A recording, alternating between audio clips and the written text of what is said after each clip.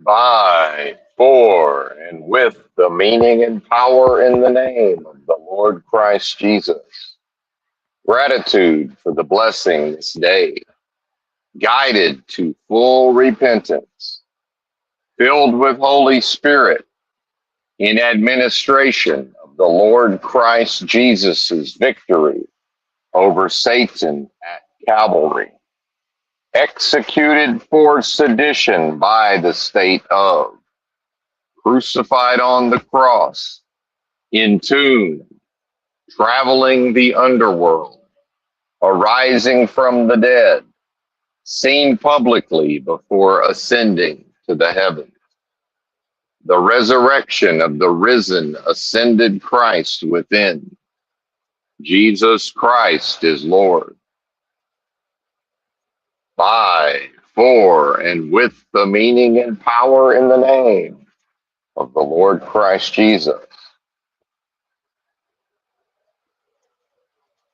Protected and delivered from wicked spirits, unclean spirits, demonic spirits, spiritual attacks of all types. No weapon formed shall prosper. Healed and restored, mind, body, and spirit, uncovering and walking the righteous, perfected path that lies within.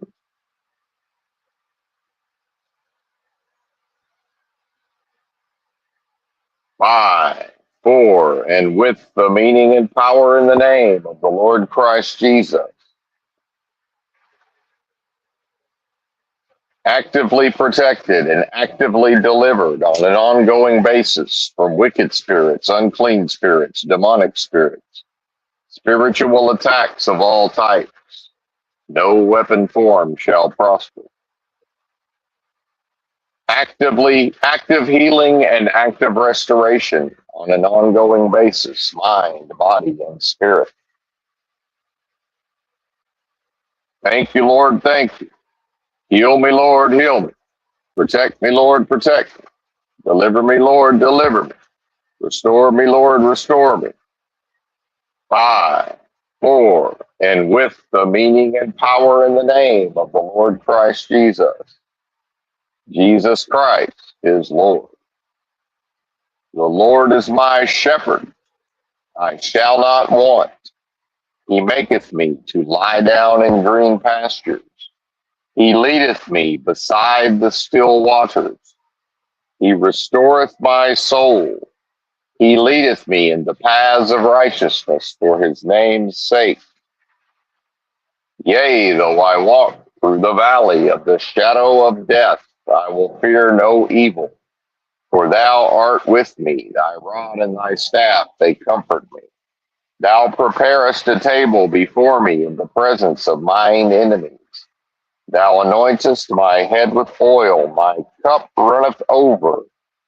Surely goodness and mercy shall continue to follow me all the days of this protracted experience of death, and I will dwell in the house of the most super intelligent, power, source, and force of love and creation forever.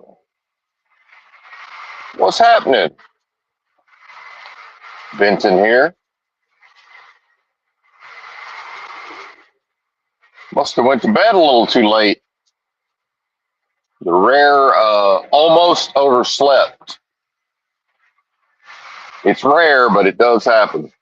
Of course, that's oversleeping nearly impossible. But by almost overslept, I woke up just in time to hurriedly uh, perform my morning routine in very much abbreviated fashion. Thankfully, we have enough fuel to drive most of the shift, and fired up the rig and checked the fifth wheel coupling and rolled the fuck out. Somewhat hilariously, as I was getting things situated in the truck here, still in my pajamas. Barely had time to put on my diabetes socks, but Couldn't even get up to speed, and they were already on top of me. They set upon me. Mostly trucks, every single one trying to run right up my ass and make a convoy and push me down the road. Couldn't make it past 60. Kept having to slow down to 55 to get everybody to go around. Funny how that works. Didn't even get to brush my teeth. Damn it. Oh, well, these things happen. Yeah, I think what happened is one of the last times I woke up and went back to sleep, I probably, I may have allowed a thought to distract me and I never checked the time. But really what it was is I had a time zone change right before I stopped for the end of the day. So I think my brain was still on an hour earlier, if that makes sense. It's still 10 hours though, either way. I mean, I can't blame that entirely, but part of the problem was I had an opportunity to order some products to an Amazon locker, and I think I spent like an extra hour. I wasn't that sleepy though. I probably would have just made myself go to sleep earlier. However, I don't know. I've been fucking around with the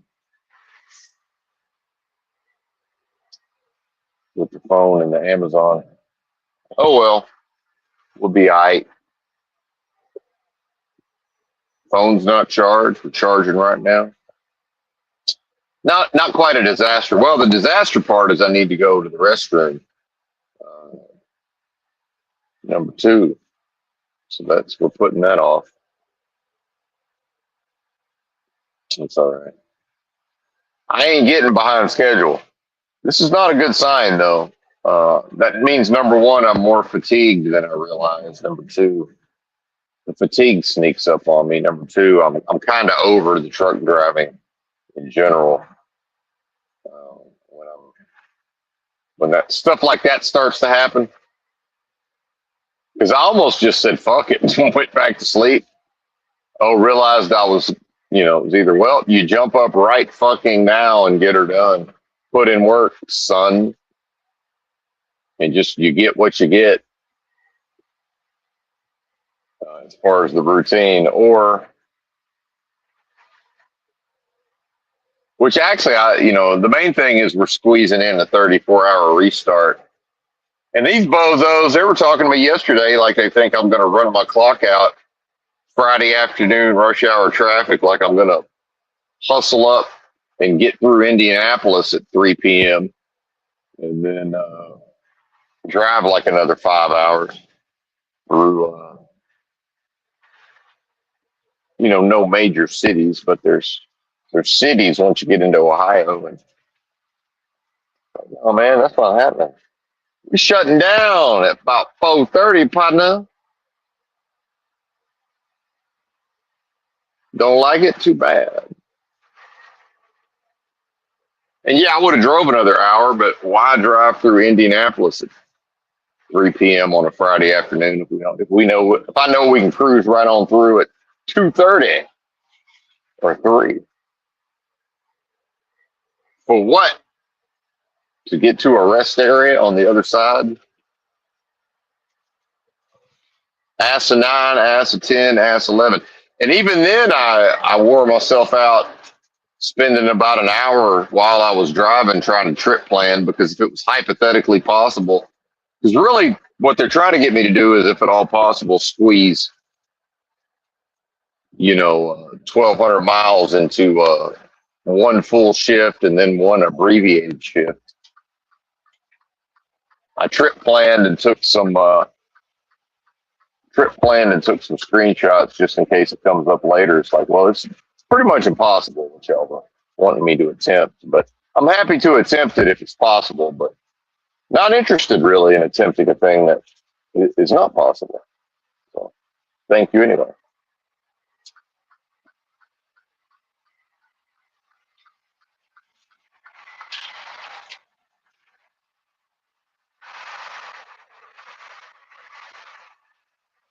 Thanks, but no thanks. Oh, we're speeding. We're speeding like maniacs. I'm going right through the middle of Indianapolis, which I usually don't go, so I forget how low the speed limits are through here. So bear with me. 50.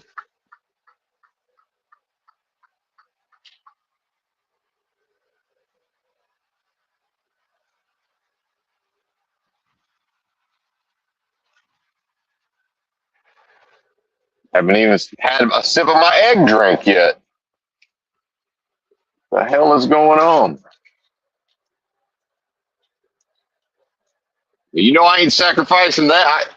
Instead of two, we got one. But I've been thinking about going to one in the morning and one in the afternoon. My digestion's starting to let me know that it's not that it's bad, but it's like, yeah,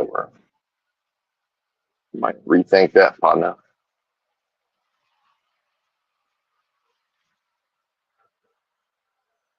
A point of diminishing returns, perhaps.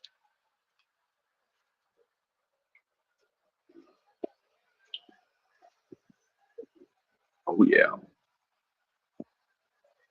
got our Starbucks cold brew.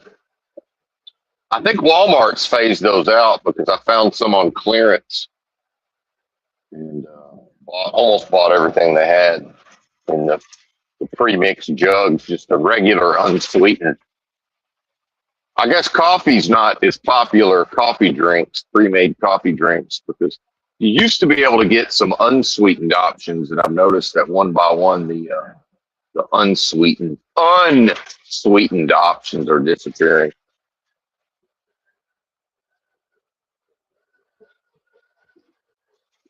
You got to punch the unsweet if we're talking tea. I'm having flashbacks to serving at Outback Steakhouse where sweet tea is very popular, iced sweet tea.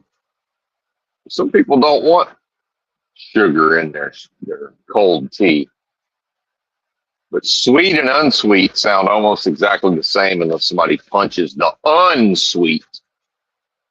You got to really punch it.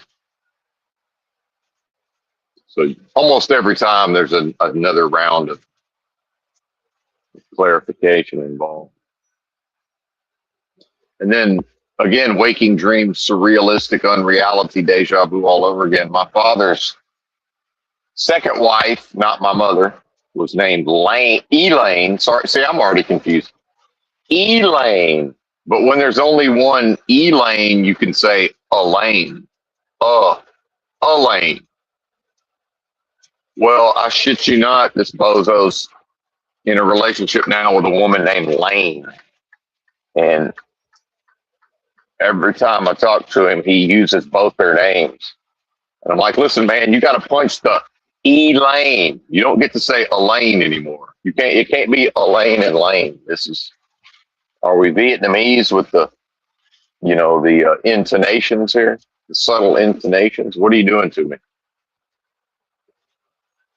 Don't. And why don't you see the insanity of this?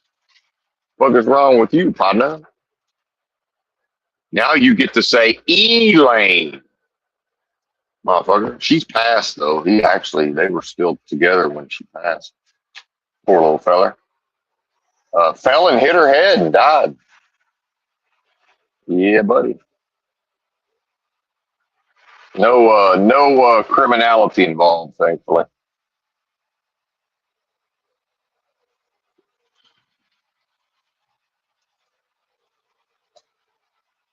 That was also a hilarious, well, not that funny, but where my father showed a lack of understanding of women because she owed a fine to the government. And,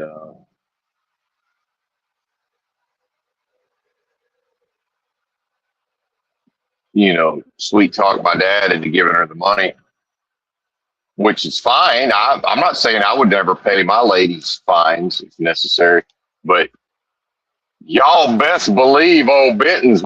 We're going together down there, and we're paying if it's the court, we're going down there together. We're paying the motherfucking court, or I might just go myself. What we're not doing is handing over about 6 G's in cash and saying, "Hey, lady, uh, here's this. This is for your fines. Because next thing you know, she done gave that to her kids. And I don't care. I'm not jealous. I wasn't trying to get my hands on anybody's money. Well, my point is, hey, buddy, why do you think you could just give abroad, especially one with children? Now, yeah, they're adult children, but don't you know them children are always more important than you in her life? How do you not know that, buddy? Fuck is wrong with you? You know, he's all martyring, wanting to martyr himself and be wounded. That's your fault, buddy. I'd have marched my happy ass down there and paid it in person. Oh, really? Yeah, really.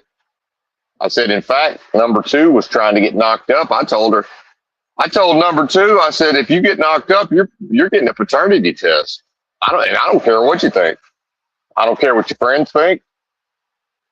You think I'm signing a goddamn certificate of live birth? You taking a motherfucking paternity test. Don't like it? Too bad. Take your ass on down the road with that don't like it.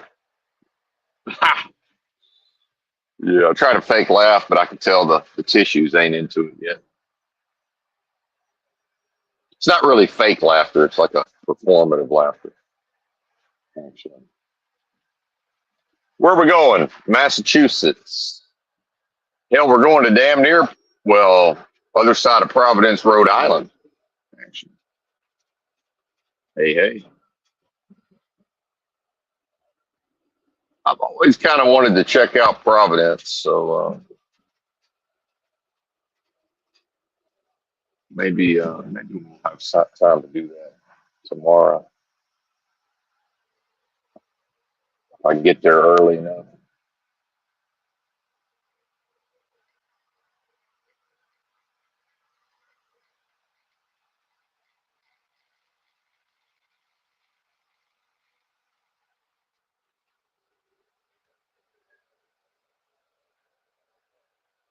You know, God forbid he asked me what I think, you know.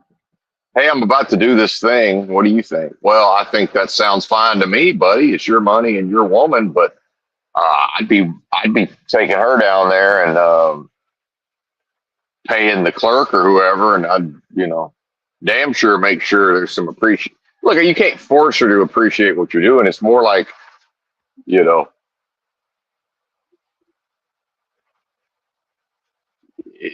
in my mind, that needs to be sort of a public thing, you know. I'm like, hey, this is because later on there's no credit. I mean, and this is a big thing that men don't understand about women is there's you don't get positive points. There's no, hey, I done this for her and that added some points to the scoreboard. No, absolutely not. Hopefully you start with a high score total, meaning, when y'all first meet, she thinks you're the fucking bee's knees. And then over time, points get taken away. There's nothing you can do to add points to the board, sir. So please understand, men think they get points. And it's like, it's this whole idea of being in the doghouse or sleeping on the couch. It's like, what do you mean? How can I be in trouble? The only way I'm in trouble is I started out with 1,000 points and I just lost 50. There's no trouble. What do you mean? Doghouse. Why would I sleep on the couch? It's my house. Are you crazy? I know I might leave and go sleep in another place, but why am I in trouble? This doesn't even make sense. So a man will take the worst of it in all directions. What trouble? I'm a grown ass man who can I can just go be with another woman, God forbid, if I want to. How am I in trouble with this one? It doesn't make any sense. It's like Valentine's Day rolls around. Yeah, if I feel like doing something, I'll do it. But meanwhile, it ain't special. If you have to do something because it's a day on the calendar, how can that ever be special? Meanwhile, being with me special, and I'll just willy nilly do some shit out of nowhere here and there. That's just how I am. So if you think you're getting flowers on Valentine's Day or chocolates, you're out of your fucking mind. You went the wrong one. Hey, go find one of them bozos in line down at Walmart for the for the flowers. And oh wait a minute, they all already got boy or girlfriends, don't they?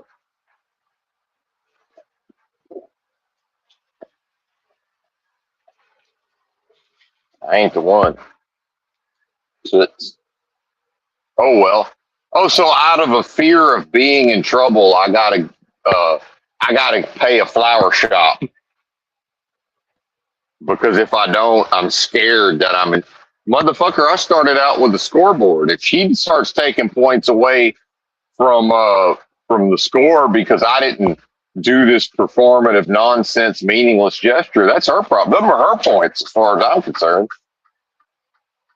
If you think I'm sticking around once this broad if she gets frigid and starts giving me problems, you think I'm sticking around? You are crazy.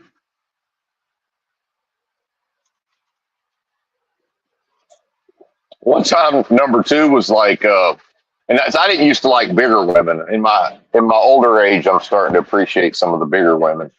But and she was, number two was like 5'7", 112 pounds, and 112 was all in the right places. Believe me, for what I like.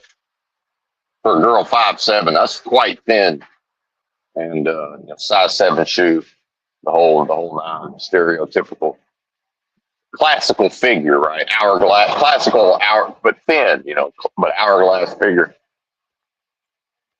The proper waist to hip ratio, scientifically proven. That's what you know it's the most highly correlated with fertility in the female. But either way, two out of my three long term relationships had that ratio, and then ex wife number one was in the ballpark, but I think she was Vietnamese, that held her back a little bit. They're a little more blockier, not 100%, but more like Mexican women, a little more, I think, a little more likelihood of being blocky, or maybe not even Mexican, just Hispanic. Um, but she figured it out, man. And she was like, "If I ever got fat, you'd leave me, wouldn't you?" I said, "Hell yeah." I said, "Look at you. You can't put on weight. Are you crazy? The way you're built, you can't put on weight." I think she got skinnier in the upper half and added a little bit on the lower half over time, which didn't bother me at all. But that 112, she stayed at that 112. Yes, sir. She didn't have no chicken legs either. I can tell you that. Had an ass and everything. Indeed. Yes, sir. And heterosexual men that like women, we ain't into all that Instagram model bounce a quarter off your ass toots. We ain't into that. She didn't work out. She put on some yoga pants or some stretch pants. She'd get more attention than them bounce a quarter off your ass Instagram models. I'm not kidding. Because a man that likes women, we want a little bit of flab back there, not a lot, but we don't want to. We don't want to bounce quarters off your ass. That's what gay dudes think is the proper, but not the bodybuilder type. But and see, since I understand aesthetics, I started figuring out early on that a lot of fashion and this Madonna Vogue and all this bullshit. Because I'm like, well, all these dancers are clearly gay, and the fashion designers are gay. And I grew up with at some point figured out my best friend was gay, and it's like, I'm seeing because he had to pretend to, and culturally he had to pretend to like women, and it's like, yeah, Michelle Pfeiffer's pretty, but he was like obsessed with Michelle Pfeiffer. And it's like, man, nobody want to dick down Michelle Pfeiffer. What the hell is wrong with you? Yeah, she's very attractive, but it's more like just a sort of my brain knows how gorgeous she is. It's like, no, the genetics wants Lauren Holly from Dumb and Dumber. Right. who's not quite as pretty as Michelle Pfeiffer was, but close enough, but with way more sex appeal. It's like Ally McBeal. Yeah, she's cute, but who wants to bang Ally McBeal? I mean, come on. Yeah, I watched the show too. Pretty good show. So it got a little wacky, but it's all right. It had some creepy fucking weirdo kinky dynamics, all that, all the toilet humor. That one dude kind of shows how oblivious we were to things too. It's like right there, I didn't even see it at the time. Like, oh, this is what the dystopia is pushing. This is the download going out to the people.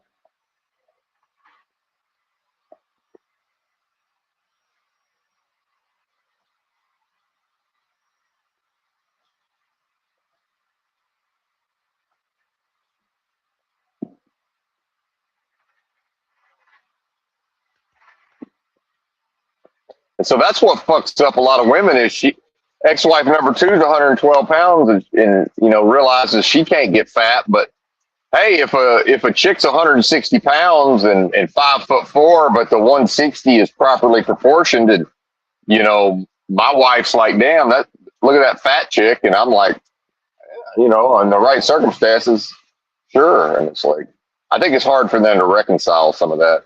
But see, she could probably put on 10 pounds, the 160-pound broad, and still pull it off. It's like, well, you can't. Yeah, she could put on 10 pounds max. You can't put on 10 pounds. You can put on 5, and then we're going to start looking at you like, wait a minute, what's going on here? Time to get that under control, lady. But just like I can't hardly be late, she couldn't. She ain't never going to be fat anyway. Just some women, something about their brains, they won't ever really get sloppy.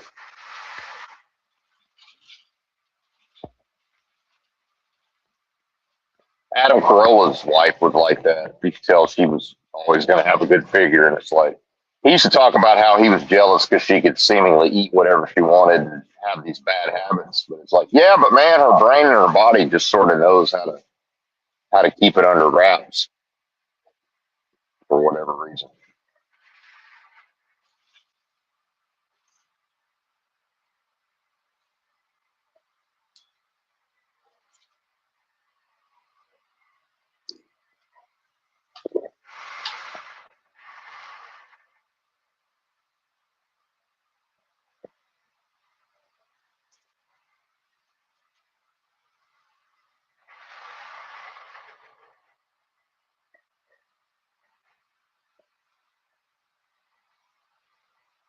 I have no idea what I wanted to talk about. It was just still all kind of a blur waking up. And some of that, I think, is the body realizing that it's going to be a fairly tiring shift of driving today. So I think the body sort of knows what it has to be prepared for. So it took some liberties, but that's okay. Feeling pretty good overall.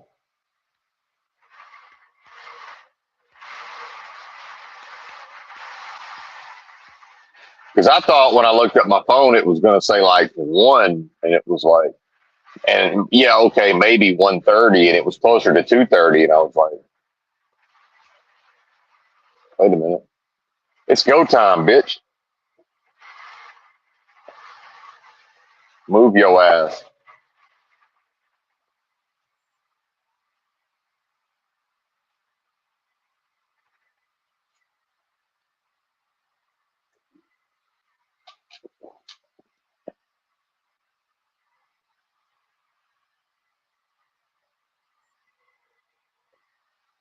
I think even though I haven't had very difficult driving shifts lately, I haven't been sleeping. I've been sleeping well, just not as long, shorter sleep periods. And then waiting around makes me tired. Like, it's hard to explain, but because a lot of times I don't know when I'm going to be waiting around or for how long. That it's more draining sometimes. It's just like, oh, I'm just here, waiting for whatever to happen. Like, oh, 2.5 hours in the Walmart parking lot, but I had to do my shopping quick, fast, in a hurry because I never know how quick they're going to send me to go pick up the next load. That shit's draining.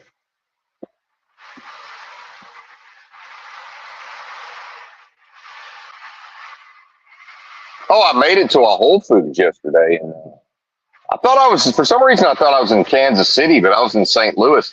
So I remember being confused because, man, like, there was several, like, nice people. I had actually had positive interactions with,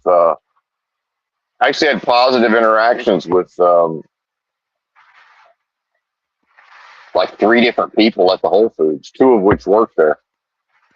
Like the guy behind me in line. And some of that is just like understanding banter and realizing like this doesn't mean anything and we're just all kind of in a good mood and we're all just being friendly, but it don't mean nothing. Just, the clerk was that way. The dude in line behind me was that way. I was that way. I managed to not look anywhere in the direction of the few weirdos that I could tell were trying to creep on me. Even that was limited, thankfully. I'm getting way better at spotting the creeps.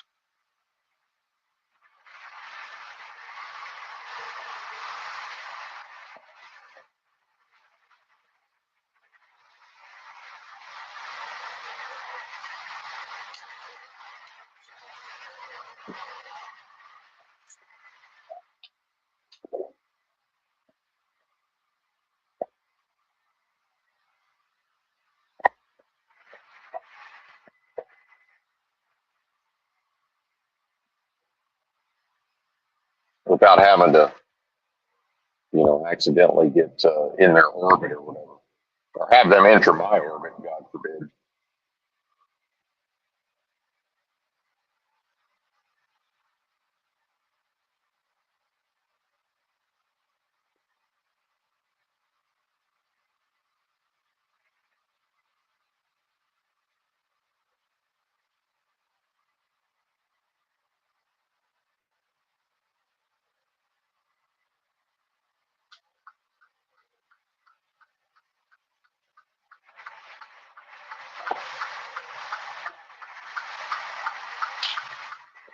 Yeah, made it to Whole Foods. I can't, for some reason, I can't ever remember to get my peppermint tea. They have a peppermint tea that I like. Oh, well, but we stocked up on prunes and dark chocolate. Grabbed another pound of mate and just actually didn't even think about it. Yerba mate.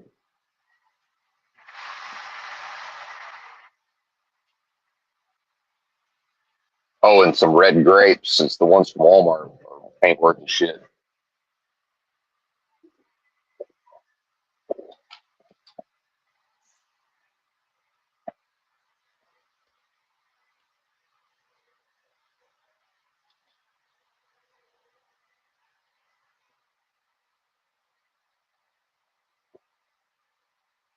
Oh, and I like them seaweed snacks. Y'all ever seen them? It's like a sheet of seaweed, kind of crispy. I bought a couple of packs. Well, like 2 6-packs of those.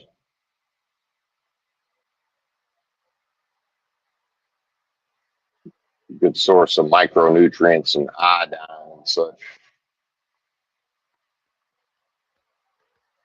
Anyway, no live chat. The shitheads, people ruin everything. People like to come shit up my chat, and I can't driving a truck here trying to speak extemporaneously off the dome for extended periods of time.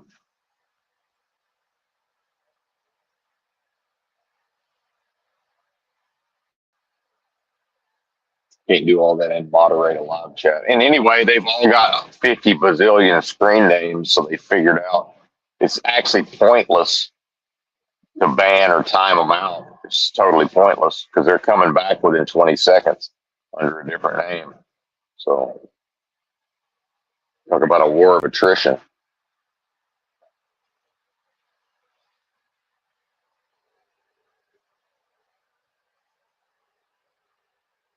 Truthers are the fucking worst in certain ways. Not across the board, but in some. That's one of the ways they're the fucking worst.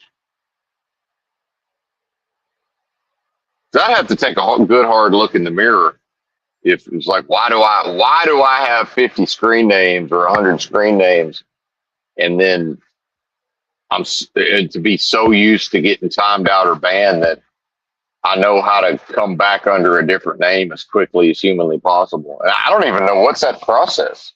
Do they have to?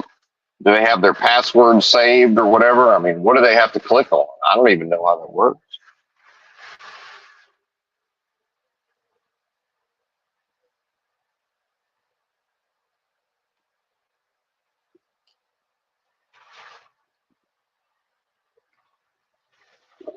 We had somebody on the old Chalk Body Outline Discord. I actually like the person. I like the person as far as I'm still have good conversations with this person every time I see them, but they were having a conversation with themselves under two different names in the fucking live chat or in the, the main chat or whatever on Discord. Like, this bitch is crazy. Shit, some people are fucking crazy, man.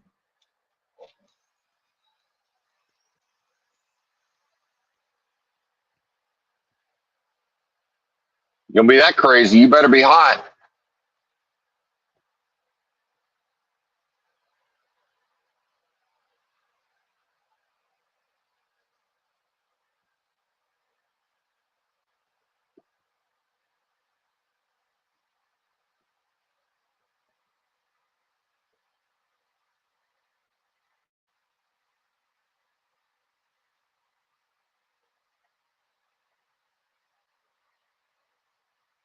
Thank y'all. Thank you for your patience. I'm still sort of getting my bearings here.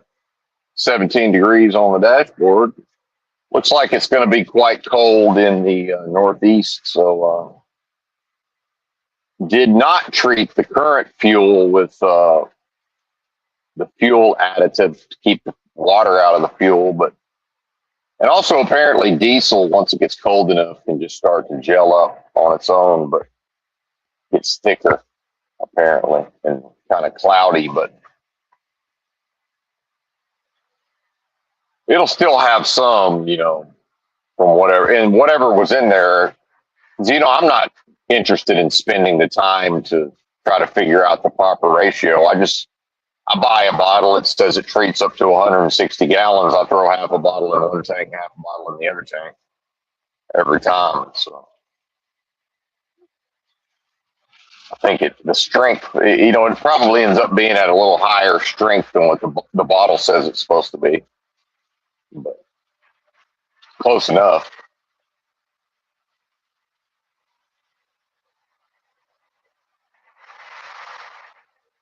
So I guess we'll throw some fuel additive in there when we get fuel later.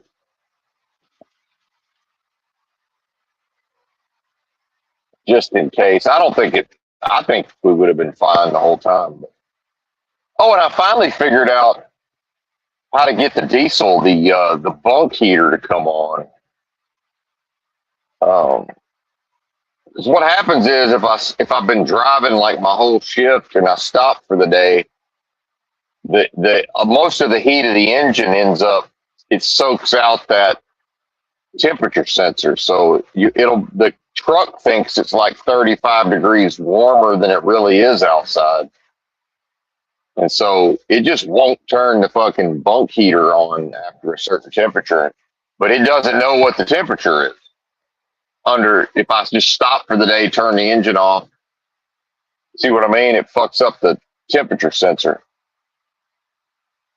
And then I haven't figured this out completely, but at a certain point, I guess it just figures, well, it must not be extreme cold because he's just turned the engine off and he's going to let everything get cold. So what it is, when I stop for the day, I have to immediately turn on the opti idle system, and then I have to turn on the fucking bunk heater. The sleeper, the heater in the sleeper has to at least be on the lowest setting for the fan. But then, if y'all ever notice with heaters, some of them, even though it has a dial, it's either all on or it's off. There's no, it'll either blow fucking a furnace or it'll blow, lukewarm or cold air. There's no, well, still hot, but not a furnace. It just doesn't exist.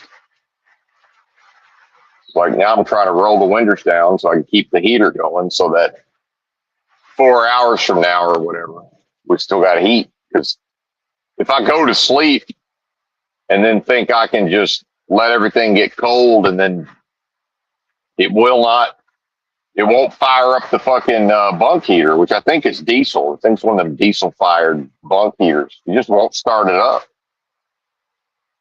The engine's got to, basically, if the truck's not at normal operating temperature, which actually makes no sense, but without the truck at that normal operating temperature, it just won't turn that bitch on, which is kind of crazy if you think about it. Although in the past, when I had trucks with diesel-fired bunk heaters but didn't have the opti-idle, past a certain age, they just stopped working. And I think what happens is there's a design flaw where if you fire them up from the entire truck is cold, it'll work when it's new, but then at a certain point, I researched it enough, and those Webasto heaters or whatever, you got to just rebuild them. And actually getting a shop to do it's damn near impossible. And I'm looking at the process, and it's like, yeah, I'm probably capable of that. I'm not fucking doing that. It looks like a pain in the ass. I'm just not. I would, if it was my truck, I would find somebody and pay that. I'm not doing that. That's crazy. We're idling the truck.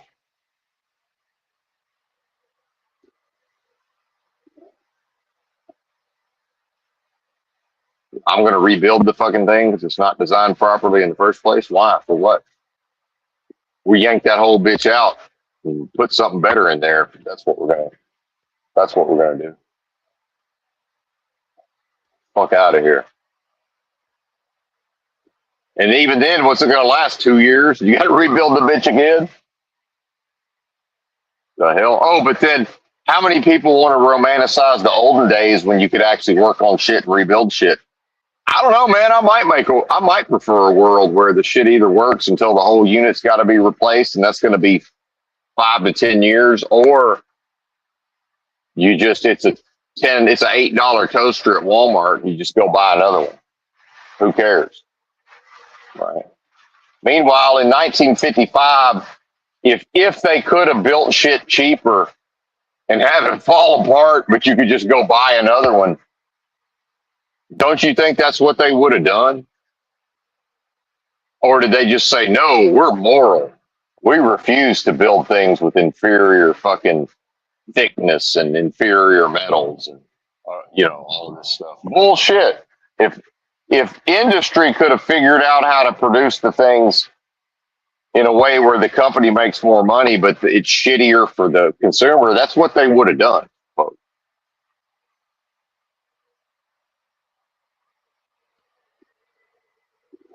And you look at some of these cars historically that were supposedly way better than the competition. Why couldn't any of them stay in business? They made a whole movie about this, the Hudsucker Proxy. And yeah, half of it is competition is a sin and the competition ain't into that. But the other half is if it's really that much better, why won't people pay as much as it takes? See what I mean? At a certain point, it's just like, yeah, we don't have the money for this, man. How are you going to have a company making, at a certain point, it's like 20 cars a year?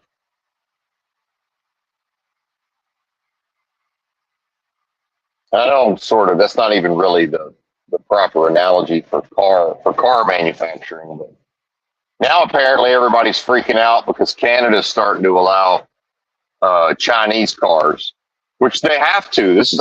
I think this is what people don't realize is with all this WTO and all of these, all the stuff Alex Jones was hooping and hollering about 15 years ago.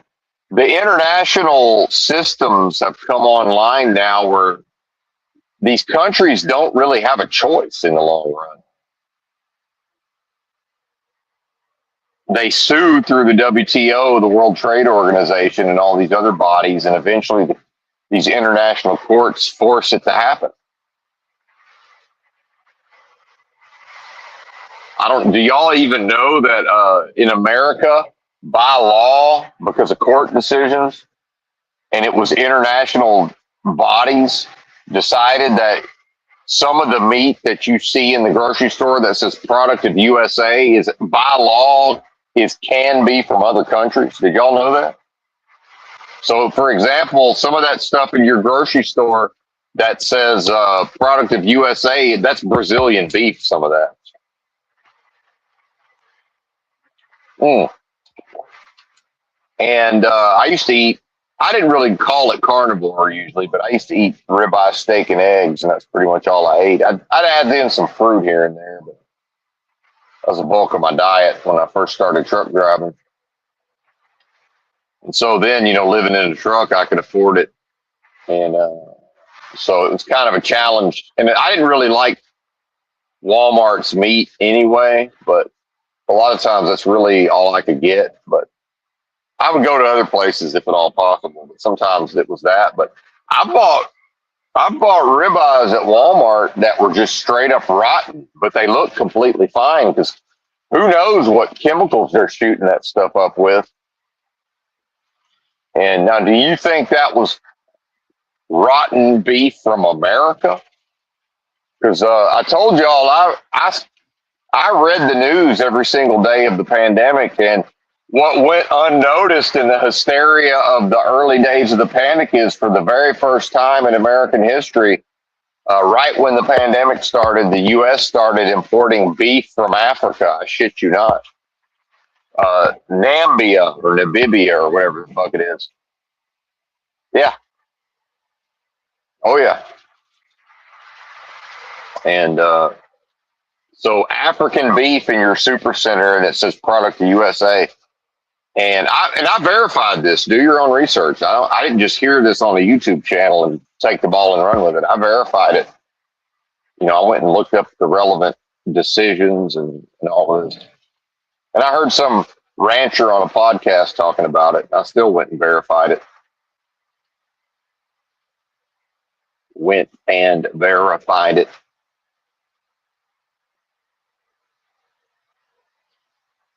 And that's part of why, that's not the reason, but that's part of why beef is so expensive. It's not the whole reason, but it's part of it. Because I'm presuming now it's probably not worth it as much to the ranchers to produce as much cattle. Because they can make a good living. And again, I don't understand the cattle business, but I don't think they necessarily have to do everything on volume. Them big feedlots and all that, that's a different thing. But, these, especially you get into the grass fed and all this stuff, and people doing it the so-called right way. And that does drive the price up. If those guys start choosing just, okay, well, we're just not going to, or maybe they keep more in their community or whatever, but, supply and demand.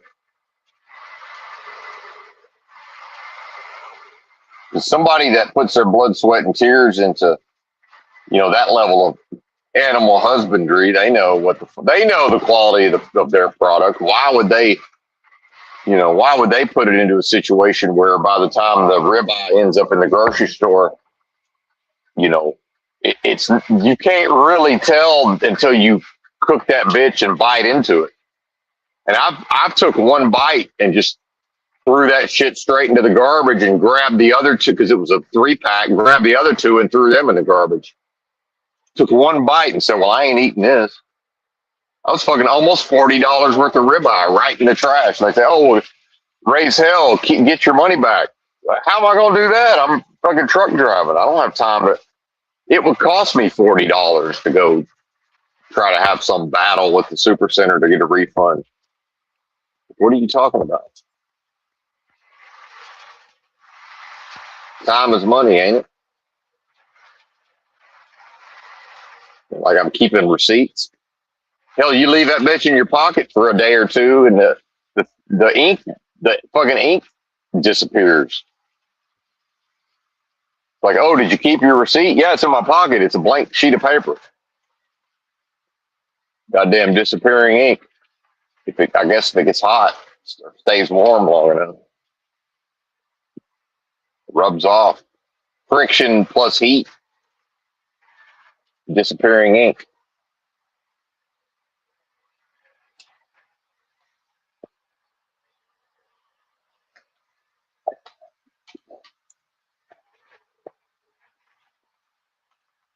I mean, am I expected to bring the steaks back?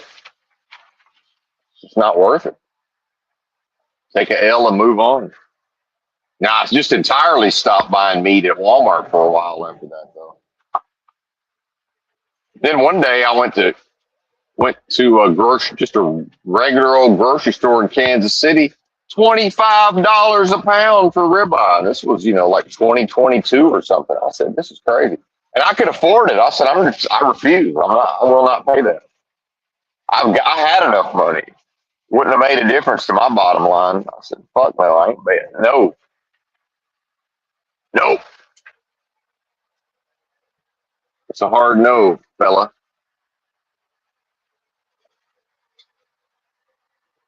Now, rich people, they just buy it. Doesn't matter what it costs. And, when people want to whine and cry about these politicians, most of them, they don't know or care what things cost with respect to the common folks. And there was a famous example of George Bush or Dan Quayle or one of these guys. I think it was Herbert Walker was doing some, press the flesh photo op in a grocery store and was like marveling at the fucking the handheld scanners. Like, when did they come out with this? And some will say, oh, it's a psyop and they have to tell you and all this. It's like, or the motherfucker just hasn't done his own shopping in so long, he just doesn't even understand how a grocery store works. Is that not possible? He's got people for that. So how's he going to relate to you? How's Trump going to relate to you? I think they just sort of imagine what they would be like. And I saw a content creator years ago. He was all cocky and talking about how these homeless people are just lazy and, because apparently he had mastered the art of investing and, taking small amounts of money and spending it up. And so he said, hell, I'm going to do he said he was going to make content and in a year he was going to go from literally homeless to $1 million, which is based on his financial knowledge is probably theoretically possible if he's really that good. There are people good enough to, if they have a place to live and they can pay their bills in the short term, they can probably go from $0 to $1 million just through their connections, who they know,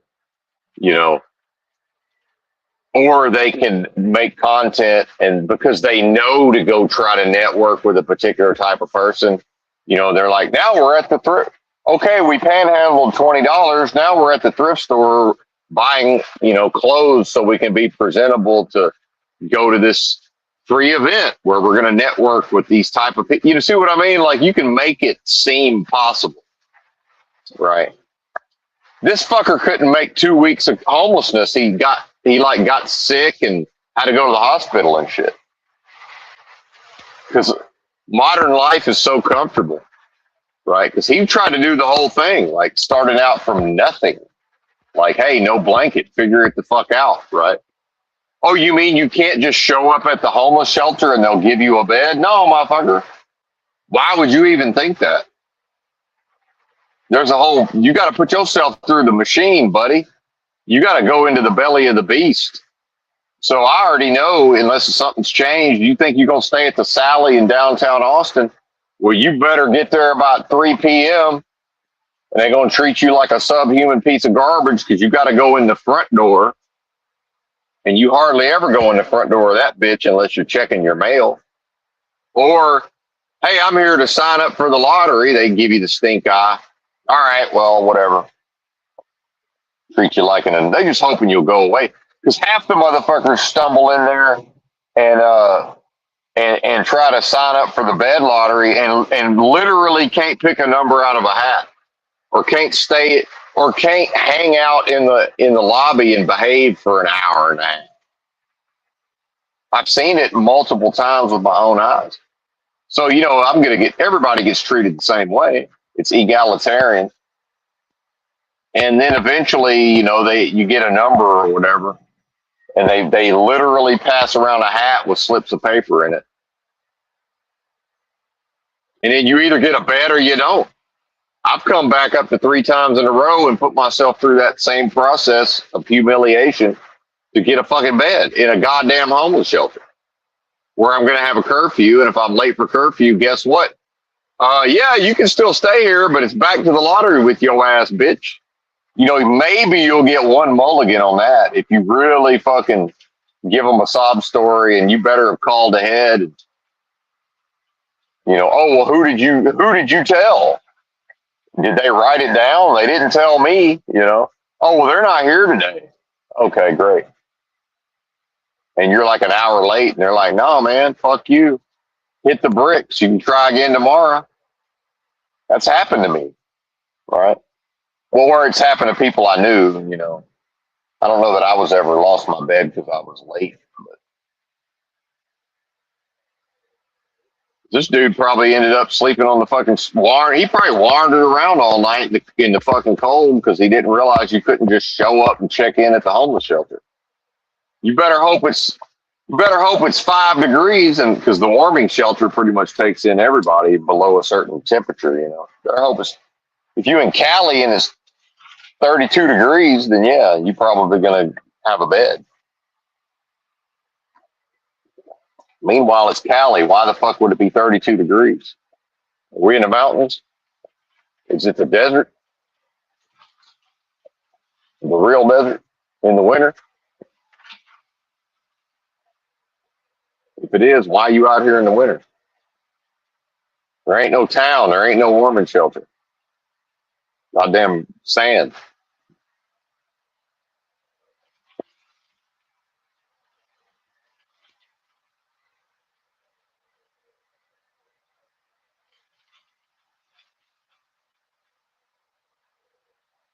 I remember getting off a Greyhound bus, one of them truck stops or independent gas stations, and they had a gigantic sign that said, "This is the desert. Water is not free." I'm like, yeah, obviously. I had my fucking water bottle. I had my water. I didn't buy none of theirs. Now, if I went in their bathroom and had my own water bottle, I reckon I could get a little out of the tap. Motherfuckers walking up asking for water cups and shit. That costs, buddy. This is the desert. Hell, I stopped at one place where there weren't no bathrooms, and you could tell as soon as I walked in, before you can get in the door, there's a sign: bathrooms are for customers only. I walked in, I said, "Hey man, I gotta go."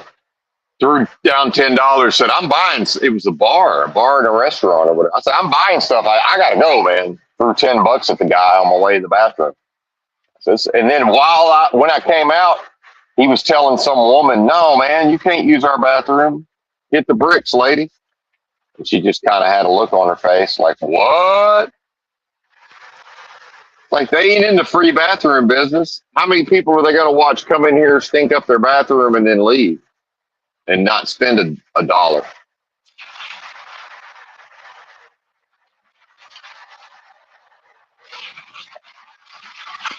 Damn, the road's destroyed. I guess we're riding in the fast lanes. A fucking gigantic pothole after gigantic pothole. Well, who's gonna pay for the roads if we don't pay taxes? I don't know, motherfucker. Who's paying for them now? Did you talk to the criminal? Maybe y'all should talk to the criminal and volunteer to pay more, because this is pathetic.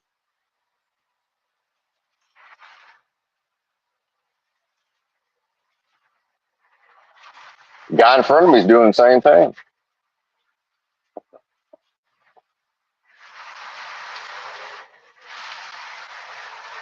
and the left lane's gonna be fucked.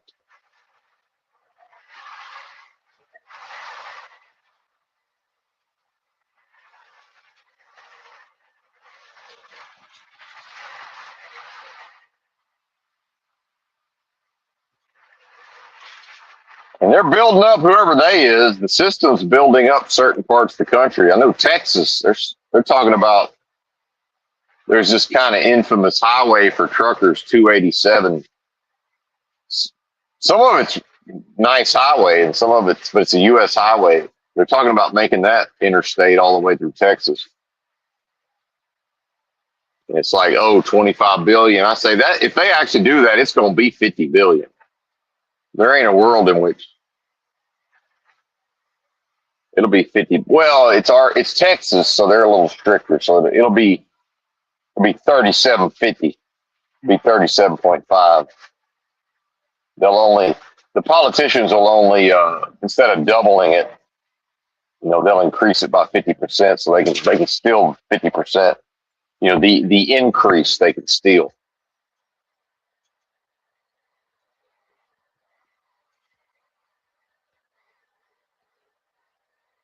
Increase by half. There you go. That's 50% increase. 100% increase is a doubling.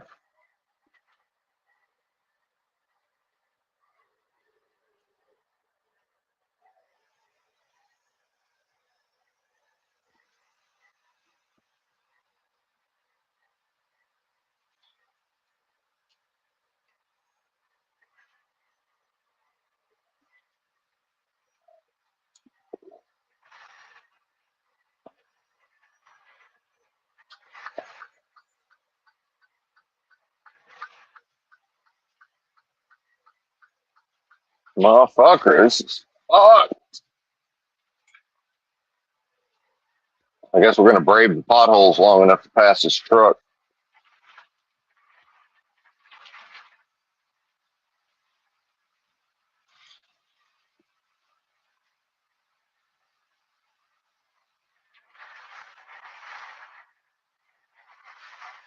Yeah, go be an owner operator. Yeah, go get you a $250,000 rig, and then run it through these potholes. That's a great idea.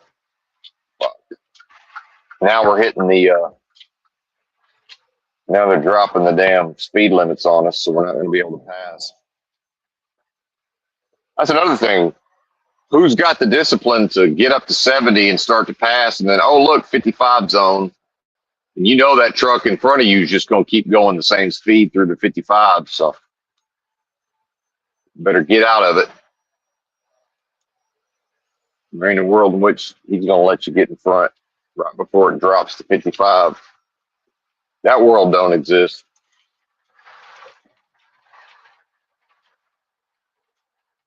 Most people, once they start a thing, they can't reverse course and back out of it. I can. Oh well, that's just what happened.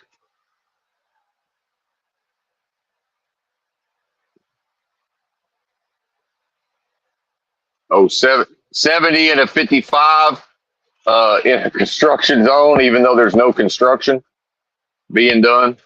Yeah, good. Bye bye. Bye bye job. Bye bye getting hired with any halfway decent company. Bye bye. There was this one lady, she had, been a trucker for a long ass time, and she was with a company with a halfway decent reputation, and it was like a 45-mile-an-hour construction zone at 2 in the morning. So she got a 60 and a 45, 15 over in a CMV in a construction zone. I mean, that's about as bad as it gets for a ticket. And that's reckless. It's legally it's reckless drive. It's the same as reckless driving as far as the system's concerned in a CMV. And then you have to notify your company within 24 hours. They said, park your shit, get your shit out of the rig. You don't work here no more. Wouldn't even listen to her. But it was 2 a.m, but there was no workers. They wouldn't even listen to her.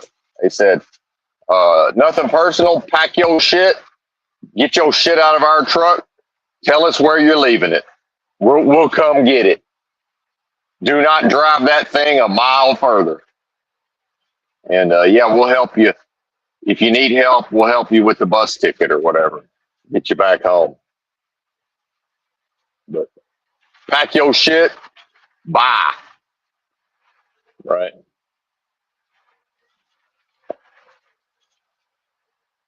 Hit the bricks, bitch. No mercy. And you know, it's her fault. It's like, yeah, she ran a risk. And I might cruise 50. I might cruise 55 through that 45. I ain't going 60. That's 15 over, Jack. In a construction zone, it's a wrap. You got to know these things, man. It's my job to know all that.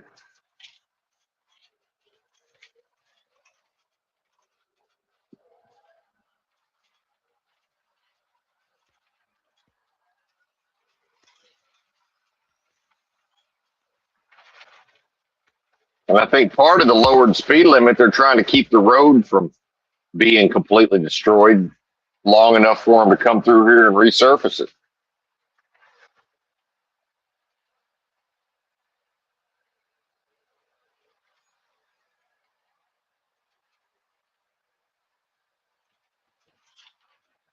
And hell, I was driving all around Michigan in my personal vehicle.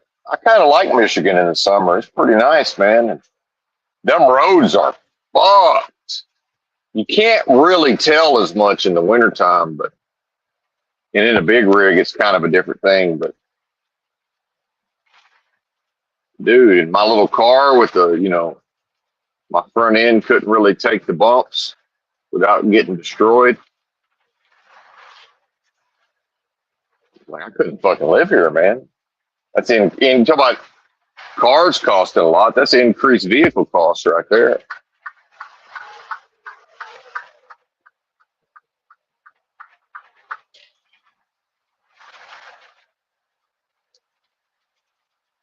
So after that, I kind of got to where I don't even really want to drive a truck up there in the winter because at a certain point, I became aware when I'm just hauling ass all around Michigan in the winter that I'm in a big truck tearing their fucking roads up. You know? And yeah, if it's not me, it's gonna be somebody else. But damn, that's kind of sucks. And I don't know what it is, man, but like all of southern Michigan has like blazing fucking fast internet for the Verizon, just like insane speeds. Pretty much everywhere I went. What is this? What's going on here? There's got to be some kind of reason for this.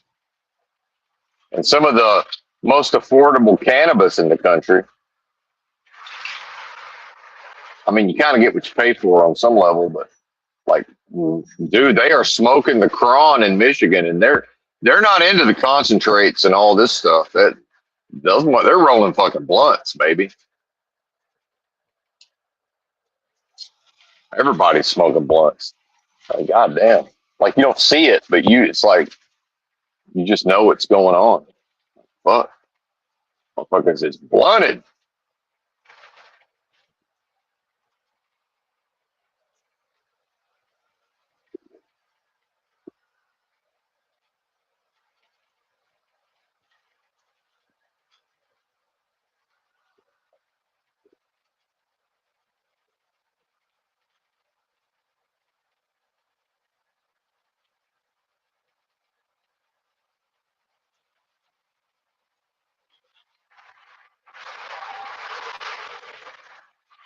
But I know you could get a pretty decent quality zip ounce for like $80, $100 for like pretty good stuff. And I bought ounces like $25 ounces that weren't. I mean, it was okay, mids or whatever. But,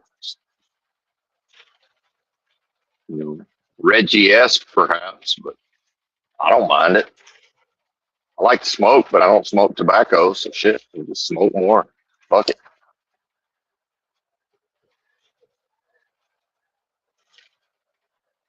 Not the best thing for the lungs, though, of course. And I don't ingest cannabis while I'm working as a truck driver. And everybody wants to say, "Oh, you can pass those tests." It's like, man, what am I gonna do? I'm carrying somebody else's piss on me everywhere I go. Fuck that, man. I'm not living that way. Are you crazy? And the thing is, you could have 100 people who have no problem smuggling urine in, and I'll be the one person. They'll take one look at me and know that I'm up to no good if I'm trying to do that.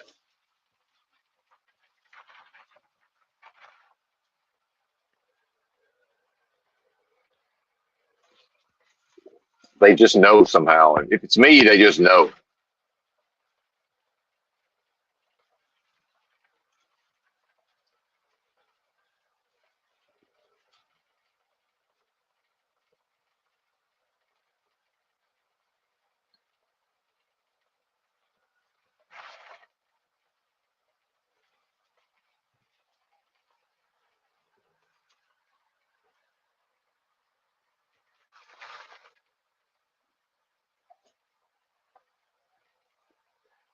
And I could wish I could remember the connotation, but I was having a conversation with my dad about, the state of America and things going on in the country. And he was trying to argue with me about something happening in some particular part of the country. And I was like, hey, man, dude, I was just there.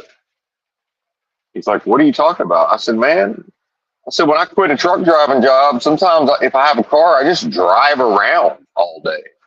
I just go on road trips because I like going on road trips. I just go drive around and just kind of see what's going on. I said, I've been to every place we're talking about. I've been there like within the last 6 months. I'm pretty sure. I got a better idea of what might actually be happening there than whatever the media is telling you is happening there, or whatever your tablet's telling you is happening there. Because I was there like 2 months ago. Really? Yeah, like that town that article's talking about. I was in that town 2 months ago. Oh, I didn't know that. Well, why would you know that? But am I a bullshitter? Or I mean, like, what is this? Am I just going to make some shit up so I can seem authoritative? If it sounds like I'm speaking from firsthand experience, I'm probably speaking from firsthand experience. And that's another problem with the boomers is anybody that's young. If I'm 20 years younger than the boomer in their world, like I can't possibly know anything that they don't know because they got indoctrinated this idea of experience meaning something. It's like, well, yeah, just because you're older doesn't mean you're more experienced, buddy.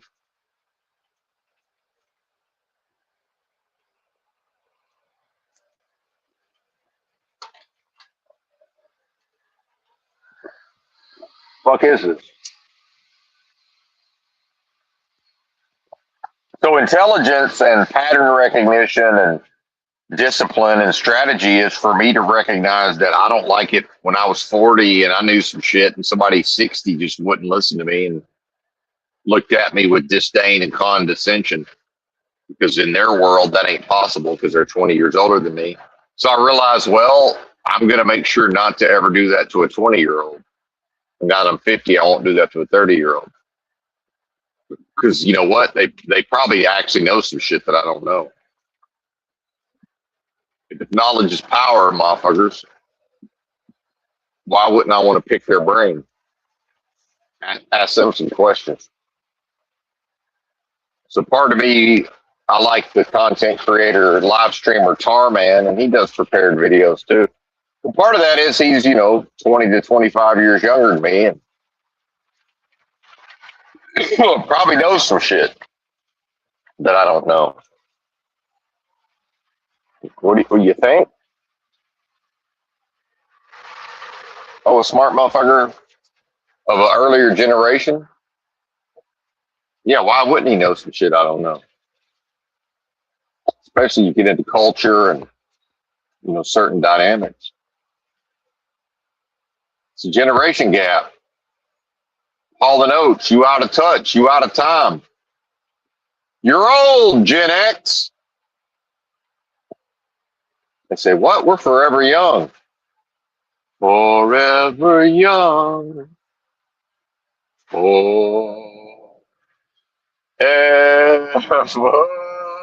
young. It's like, how about no? They'll never not believe it, though. Motherfuckers are going to be 75, think they're young. Like breaking hips and shit. What, you rollerblading? What the hell are you doing, man?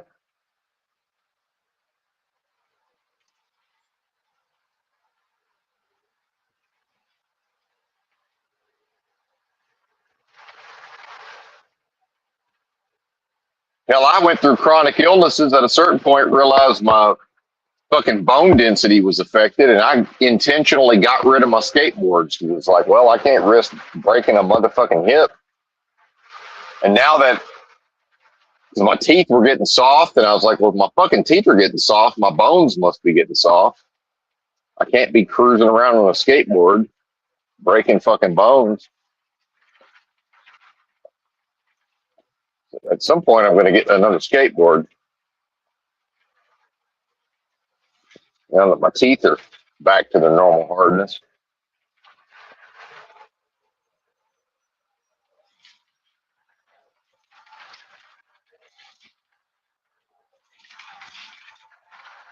Yeah, trucks use left lane. Now, it's real bad when the fucking authorities tell you to use the left lane. And they've been meaning to fix this so long, they painted it onto the pavement. You can't even read it anymore, hardly.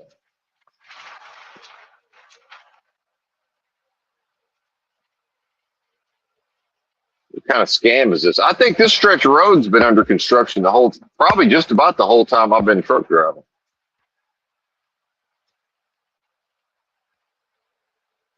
So the checks have been written.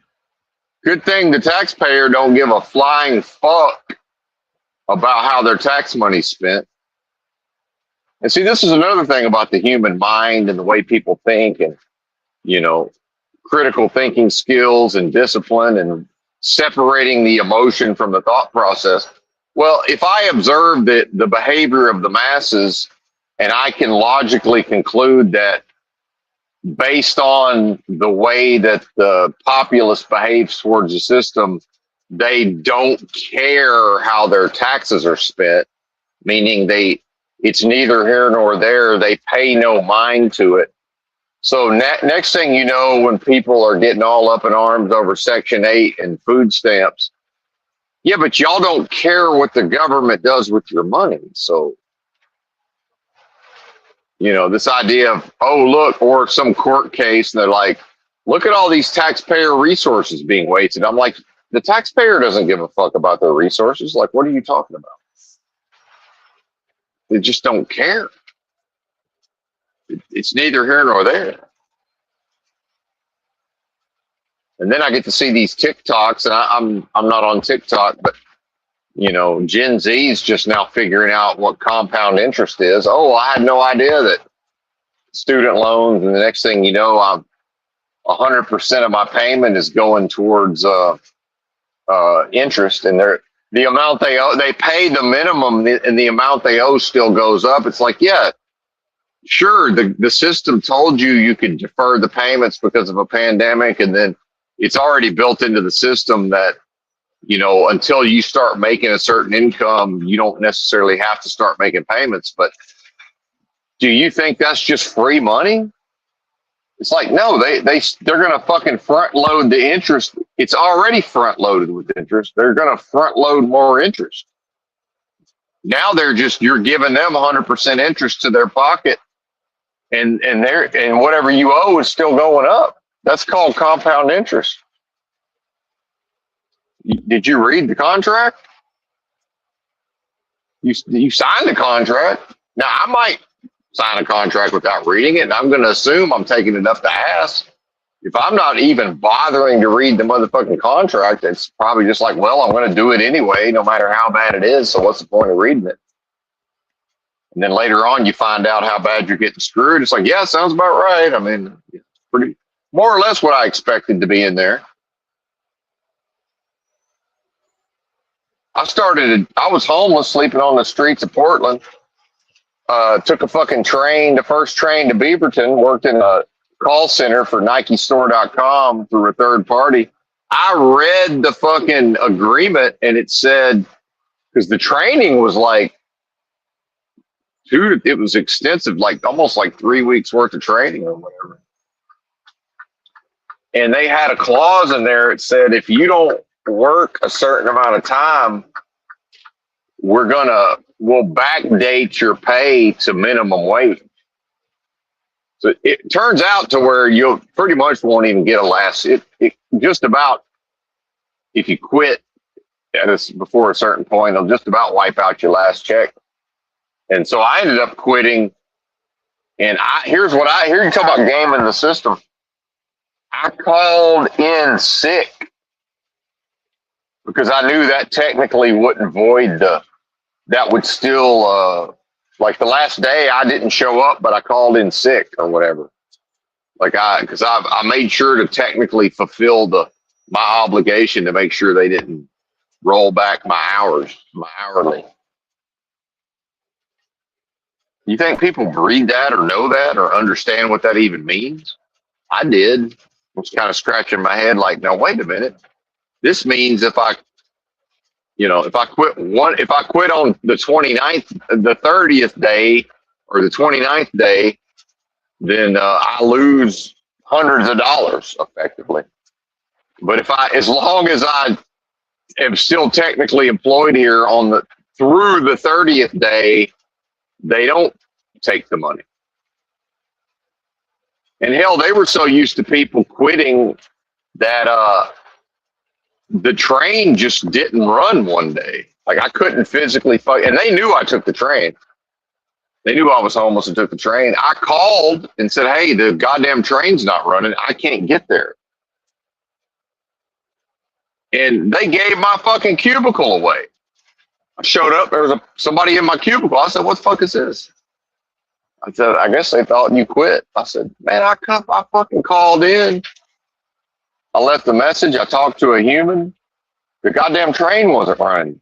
From first half of the day or whatever.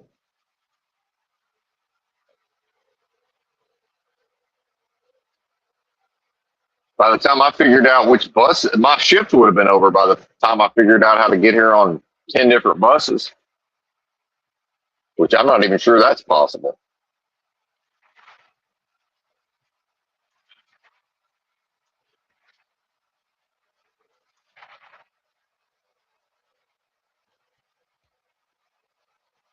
They weren't going to get my cubicle back. I think she had her personal stuff all in the, I basically like, look, y'all are giving me my cubicle back. I don't know what to tell you. This is crazy.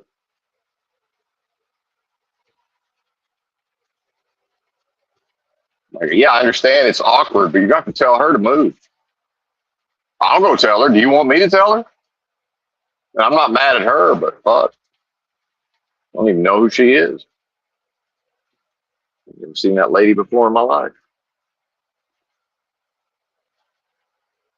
Hit the bricks, bitch.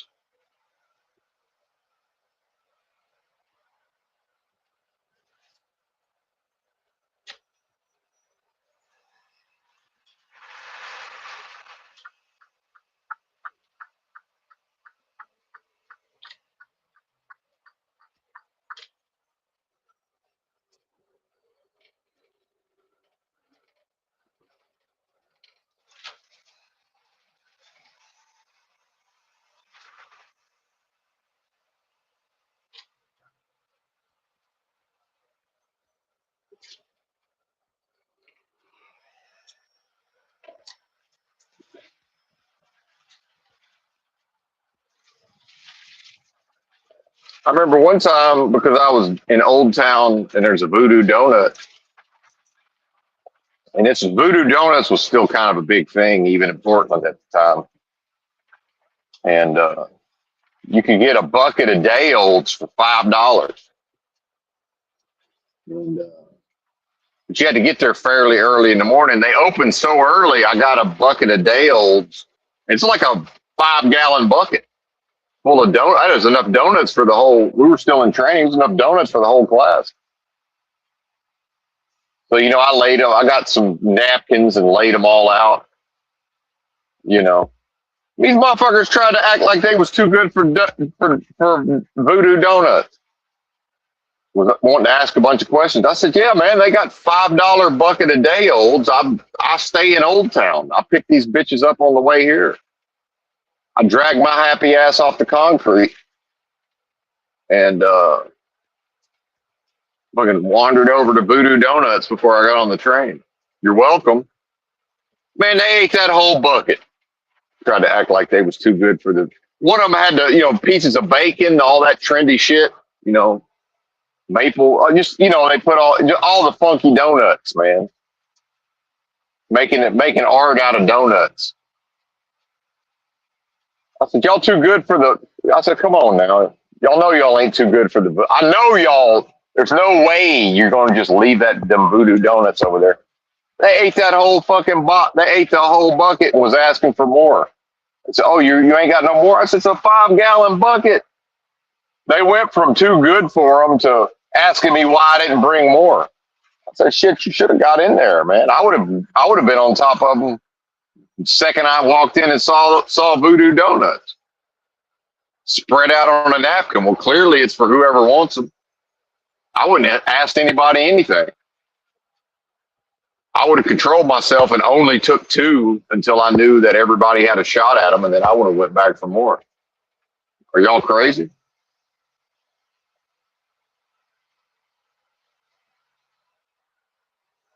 And then these hippies, hanging out with these hippies in Ashland, Oregon or whatever, they'll make and prepare like some delicious, nutritious food. And I've had some delicious vegan meals, y'all.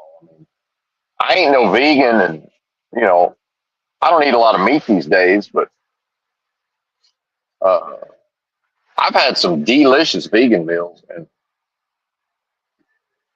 or even if it's just not vegan, but even if it's just pizza, they always got to leave the last portion just because somebody might show up who's hungry, but they never do, and it just eventually gets thrown out. I eat it.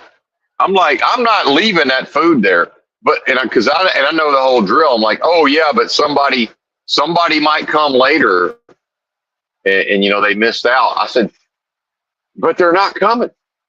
And then the person's like, but they might. I'm like, they're not coming. And I just eat it. I'm like, y'all are crazy. We waited. It's been 2 hours. That's getting thrown away tomorrow or later tonight. I'm going to eat it. And I understand the motivation and your heart's in the right place. They're not coming. They never do. They're having something to eat wherever they are now. And maybe they'll be here later and you're going to offer it and they're going to say no. Okay, maybe we want something to offer them. I get it. But I'm here and I'm hungry. I'm fucking eating it. If y'all think that looks greedy, I don't give a fuck.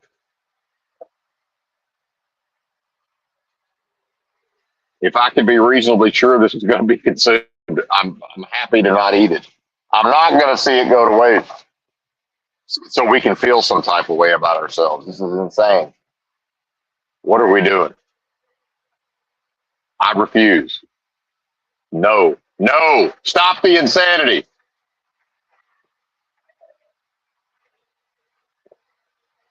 That chick, she popped up somewhere. Susan Powder.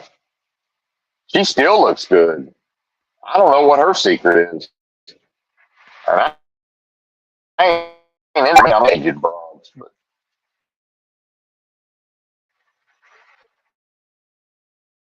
good. But she still looks good, man. I said, what the fuck is this? She crazy as a loon, man. Homeless. Crazy as a fucking loon.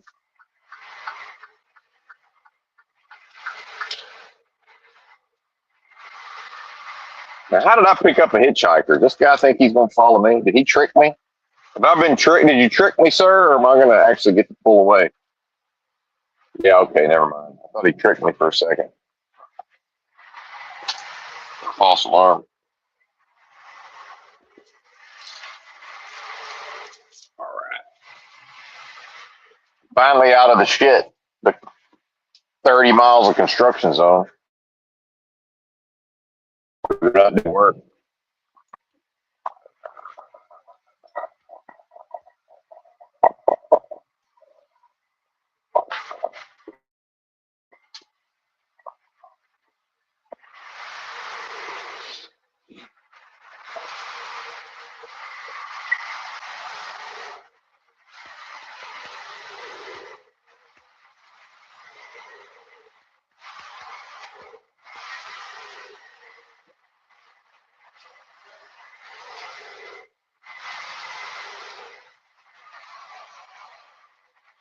Oh, we overcharging the phone? What are we doing?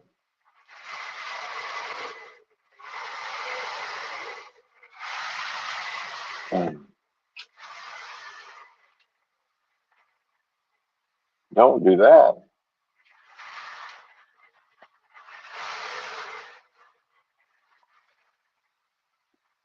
And why can't the phone just stop charging at a certain point? Now I know they have that trickle charging, built into the software, but that's got to be a scam. My power bank, I used to be real disciplined about not charging past about 85 to 90% and not running it down. And I still don't run it down below about 15%, but it's definitely affected the capacity because it's been overcharged so many times. I plug it in while I'm driving and I just forget about it. I guess this is a ramble stream, non-tent ramble stream. How y'all like old Amberlynn Reed on the thumbnail? Big old fat face. Dude, she's gained like 100 pounds in the time I've been paying attention to her. Not her content, but the people that remix her content. 12 degrees. Damn, I guess I should have put in the fuel treatment. I don't think we're in danger of freezing up, but we might have to stop for fuel a little earlier than that. I want to get to at least 3 hours though. So I got another hour and a half before I can, or hour and 16 minutes before I can stop and take a 30.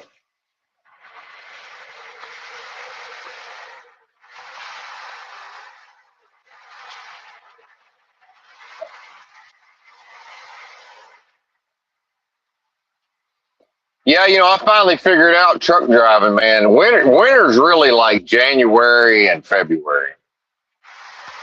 Yeah, it gets cold in November, December, and that ain't really winter. Because hell, it's early February. You got all of January, and then you got like at least 2 weeks of February, pretty much no matter what. It's going to be fucking cold.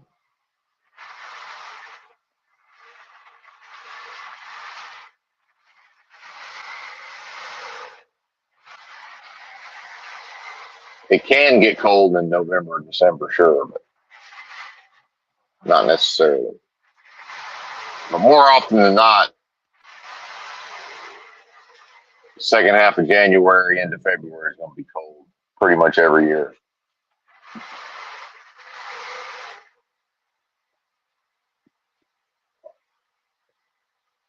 And, I did 2 winters outside down south, but I feel like I'm acclimated. Yeah, it's those long ass winters where there's just piles of snow everywhere for a month or 2 months. Yeah, that shit sucks, I'm sure, but and trying to deal with your vehicle being, it's negative 15 every night for a month.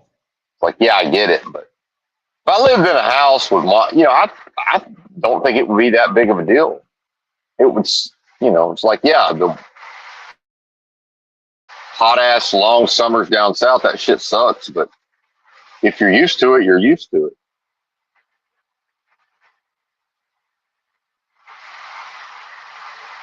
This doesn't even seem like a bad winter to me truck driving. And I just, for whatever reason, other than my first winter truck driving, I got just not really the right metaphor, but the baptism of fire, right? Just throwed right into the frying pan. But which is probably good. And there's been some other times I've dealt with some pretty crazy conditions, but overall, I tend to get pretty lucky. Been pretty fortunate. And here's another thing: a guy starts with a trucking company, and and I think I've mentioned this before, but you've got a certain amount of these old head truck drivers, and a lot of them have been owner operators and this and that. As soon as winter rolls around, all they want to do is go down south. Even if it's a fucking ice storm, they don't want to go down south when they already know it's an ice storm. But even at the risk of ending up in an ice storm, they want to go down south. And I don't give a fuck about that. They've sent me into all kind of winter weather. I haven't said a word.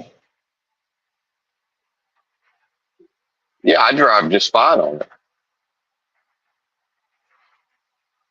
And if it gets bad enough, we're going to stop anyway. What's the point of being down south?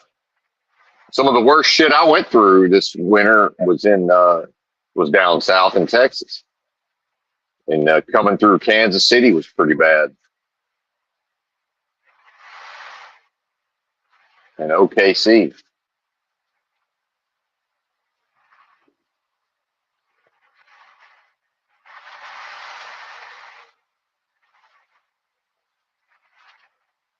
Everybody's fucking drunk, man. I figured out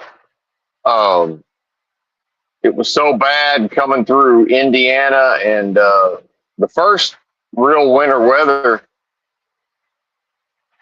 I was headed through St. Louis, and people were driving so bad. And some of it was the holidays, so you got a lot of road trippers probably not used to driving on ice and snow, but it really wasn't that bad. Man, they were getting into wrecks and going slow as fuck and getting in the way and spinning out everywhere. Then I got on the side road because I know how to drive. I said, fuck it. I'm just going to leave. All the morons are on the interstate. I got on the side road in Illinois. The locals were crashing on the side road. I said, everybody's drunk. How else can there's just no explanation for this. Everybody's drunk.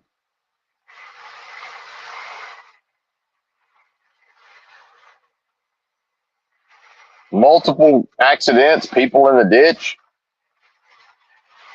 What the fuck is the locals, man? What the fuck is going on here? Like I said, it wasn't even that bad. I'm scratching my head. This is crazy.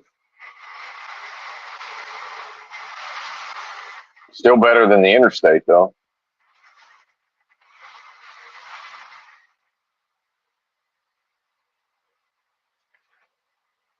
The company saw what I was doing. At a certain point, the owner called me and he was like, I guess they have access to all these traffic cameras now. And he's like, it's like, yeah, I see what you're doing, which he didn't mind, of course. But he said, yeah, anytime you want, you can go ahead and cut south and get back on the big road. I was like, yeah, man, I'm just trying to avoid all these bozos. He said, yeah, it's pretty much cleared up by the time you get back down there. So.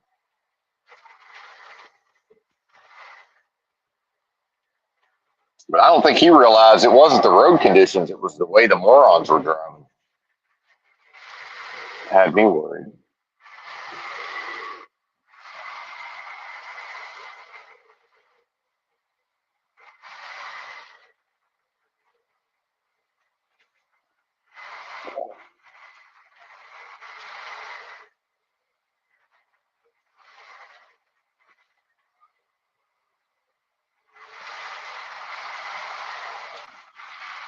And then the number of people in a car who would just be in a big line of traffic with the left lane open, nobody's passing, and they're all going about 30, And then here I come at about 50, which was the fastest I could go and feel reasonable to be able to slow down and stop if something happens. As soon as I come, then they think, oh, well, look, we can pass too. And now half of them start trying to pass. But if I hadn't come along, they would have just happily stayed in the right lane, nuts to butts, and following too close. It's like, how are y'all scared and wanting to be safe at 30 miles an hour and everybody's nuts to butts? Like, what are you doing? And then, 85 car pileup. Really? Yeah, I'm shocked. 85 motherfuckers driving nuts to butts. Crashed all at the same time. Shocking. Or 40 or 30 of them, and then another 50 came because there comes 50 going too fast and can't stop and crash into the whole mess.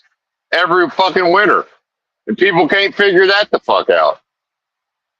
And I'm telling you, man, after this pandemic, the way people drive now, half of them want to get in a big pile up, and it's NPC normies. They just normalize. It's like, yeah, apparently it's just normal to it's winter weather. The pile ups are normal, so they just go get in a pile up. I swear to God, I swear this is what they're doing. They just go perform whatever they think's normal. Oh well, that's just normal. We've been seeing it in the media for 10 years. 85 car pileup. Yeah, guess who's never going to be in a motherfucking 85 car pileup?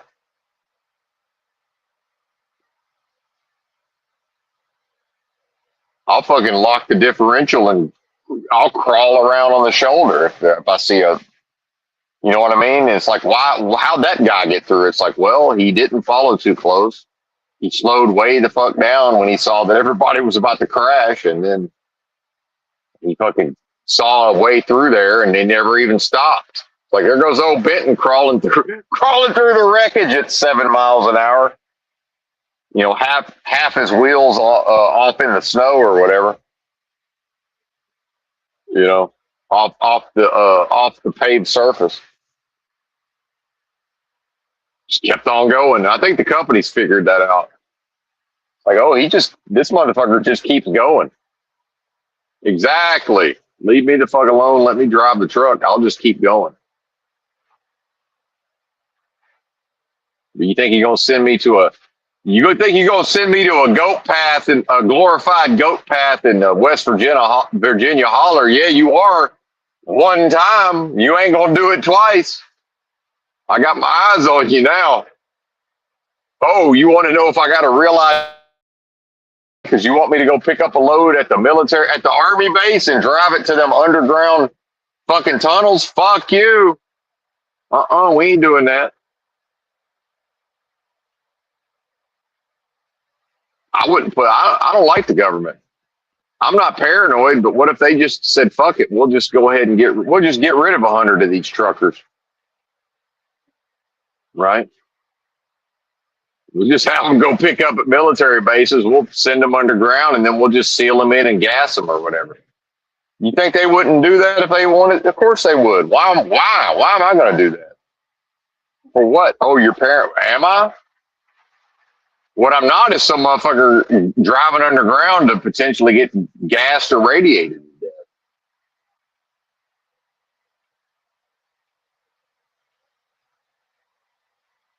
Load me on a fucking plane and send me to Guantanamo for all I know.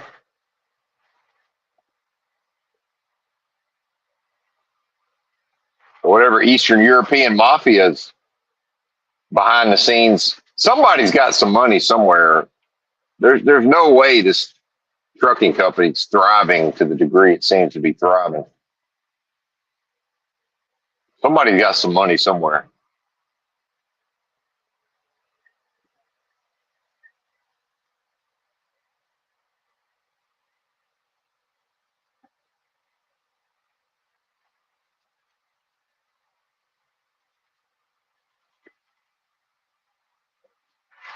I feel like it's owners.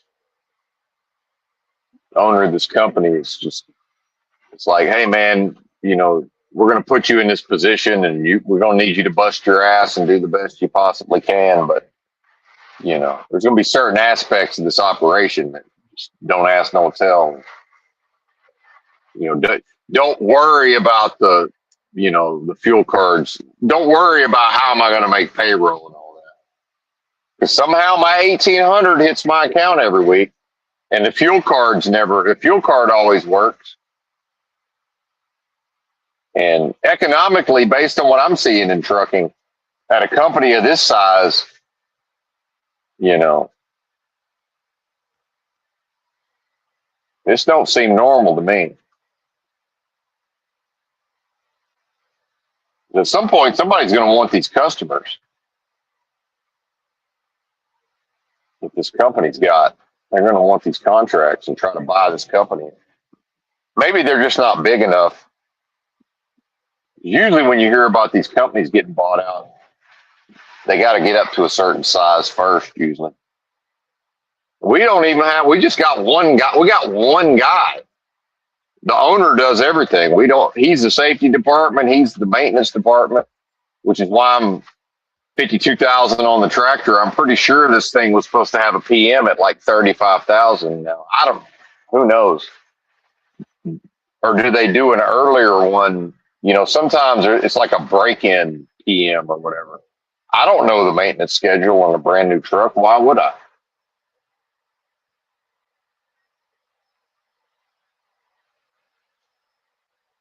They put me in a truck with 700,000 miles. I didn't say. All I said was, "Oh, I like old trucks," which I do, but I don't prefer them. But I don't have. I don't care. I don't have a problem with an old truck. Some old trucks are badass, and I don't mean like I'm talking about plastic arrow looking trucks. Some of them are just because they got 700,000 miles on them. Some of them are still really good trucks.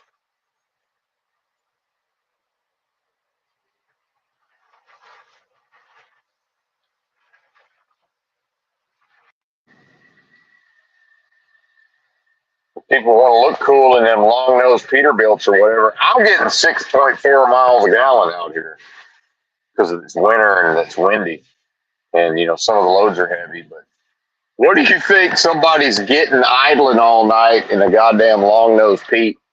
It's 4 miles a gallon,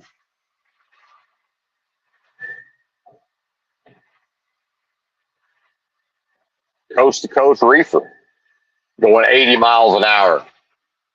The fucking wind and the cold temperatures. Fuck out of here. Oh, why? To look cool? Oh, those sleepers don't look very comfortable to me. I want a little headroom, man. Be able to stand up in that motherfucker.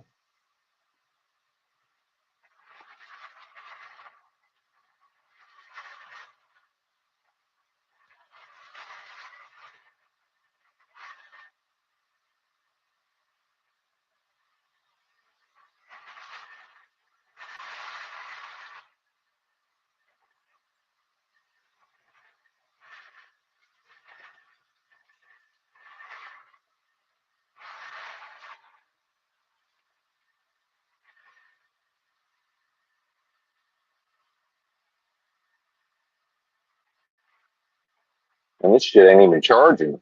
Oh, it's not plugged in. Well, no wonder.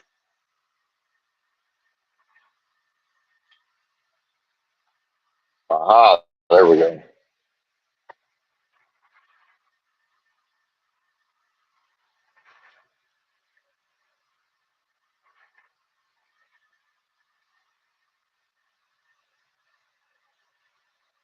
How long I've been rambling? Hour and 49 minutes. Goodness gracious.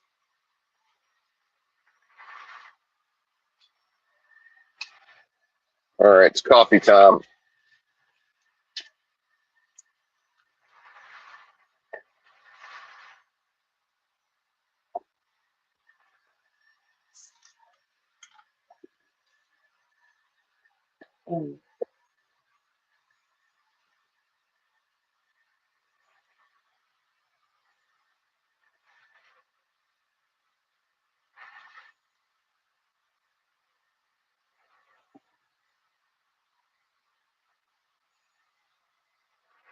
Amazon Prime, a whole bunch of Amazon Prime bands ready for action. Oh, inflation, inflation, inflation. I don't know, man. There's a lot of stuff on Amazon cheap as hell right now.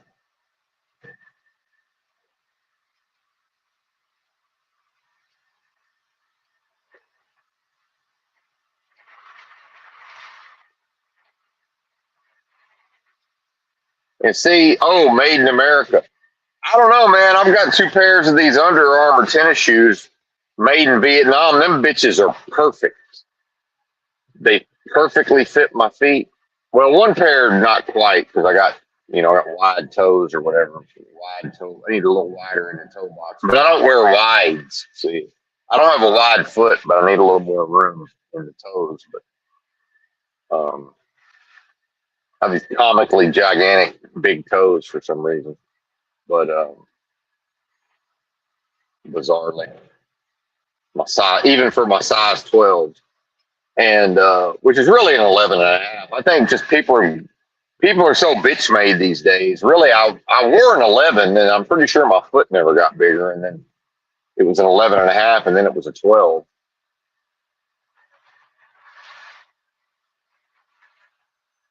And then at a certain these Solomons that I really liked, people dudes are turning into such bitches that I had to start buying 12 wides, but just in this one shoe. It's just like, but I was like, I don't wear wides, but the fucking regular ones just they don't fit. And man, those were the most badass shoes I've ever had in my life. Completely wore out after 3 months. And I don't mean like poor quality, just they're just done. I walk, when I'm walking, I walk a lot on concrete, brisk walking on concrete. You get 3 months, it's a wrap. It's over. You got to get a new pair. But yeah, these made at $50 on Amazon, shipped to an Amazon locker. Even a homeless man can afford that if he's not, spending all his money on drugs and or booze or whatever. And I'm looking at them, I'm like, they're perfect. If those were made in America, do you really think they would? And every pair, every motherfucking pair, they're within a certain tolerance. They're perfect. They last a long ass time. Not years, but you get $50 out of them by the time. And I fucking destroy shoes. I'm rough on stuff. I just completely destroy them anyway. Well, I say they are no good for 3 months. These other ones, the Solomons, but somebody else might get a year out of them.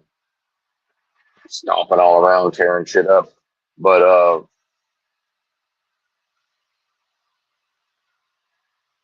yeah, it's like, oh, tariffs. I don't know, man. Why do I got to pay more for my shoes that I like? And I probably will. I guess that's why, because you'll pay more, motherfucker. So we can service the debt. Where do you think that money's going? Who gets the tariff money? All right. Is that going to the common good? Why would it?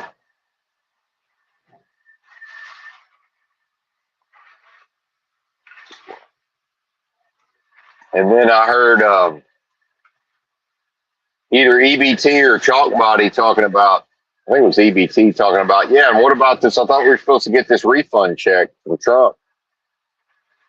Now, apparently they are going to send, supposedly, like certain former service people are going to get like $1,500 or whatever.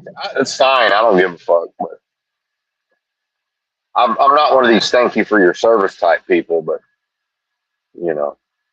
whatever. I don't care. It's fine. But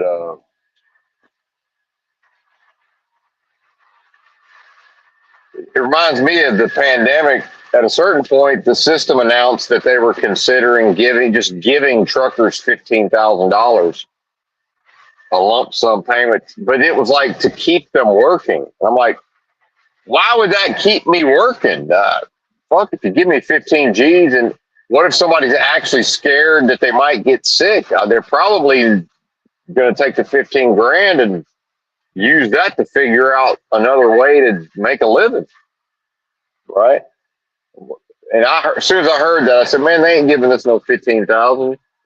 and it never happened. But I think the government figured out they can announce some shit, and then it's like it happened. I think on some level, people really think that happened. It's like, no, nobody gave me anything.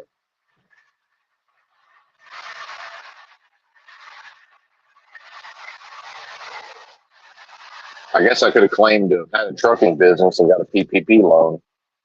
No thanks.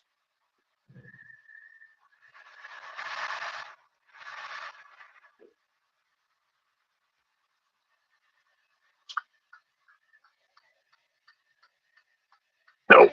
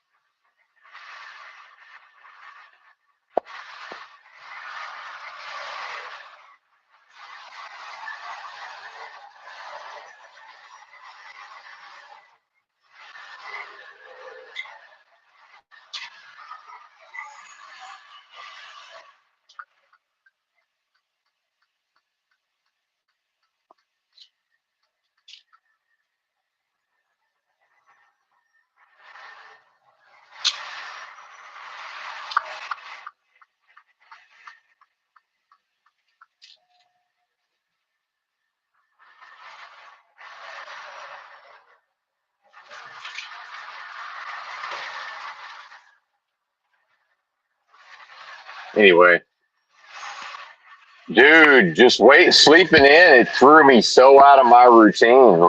I've been rambling for almost 2 hours, and I'm just now like getting my head right. It's like,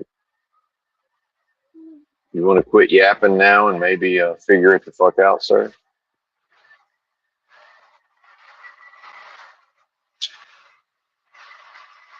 Run the block. There's some graffiti says "Run the block" on a train overpass.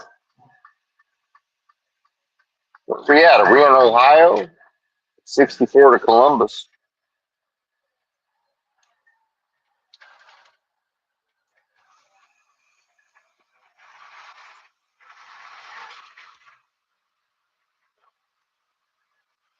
I heard a ding. What was that? Oh, I'm spending money on Amazon. Oh, that was my Amazon Prime subscription.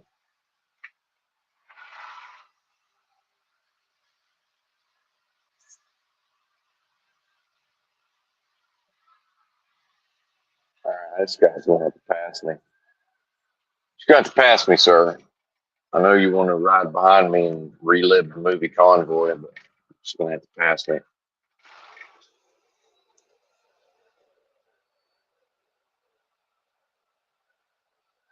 Oh, and the amount of truckers who these owner operators drive on the pedal a lot of times and then catch me trying to pass them at 71.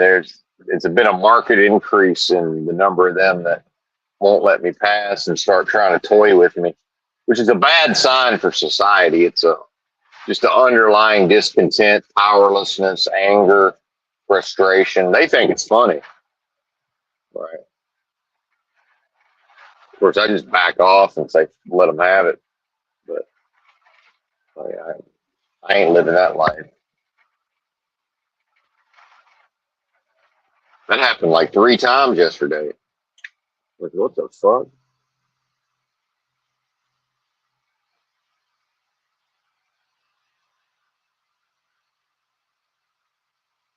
So I back way off and I set my cruise at the max 68. And that, of course, eventually I catch back up to them again.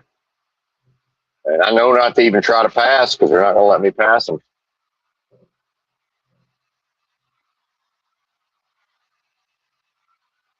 Slow down again.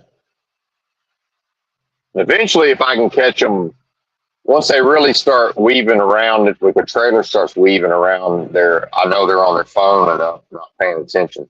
I might be able to pass them then, maybe.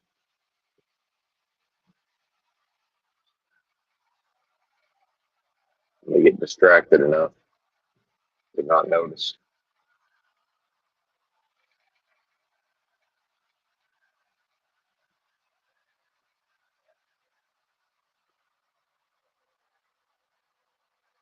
Somebody wants to pass me, I just let them pass. I'm like, fuck, I don't want to hang out with y'all anyway.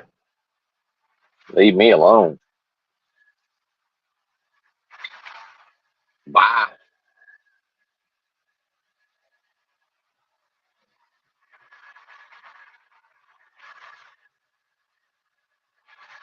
Britt Floyd, the moon, the wall, and beyond. Oh, that's some kind of, that's a casino, yeah, some kind of, a music center at the Heights. Fuck is, oh, that is a casino. Oh, trying to be fancy. Or maybe not. I don't know what that is. Fuck is that? A hotel? Maybe that was a hotel with a convention space, maybe. It's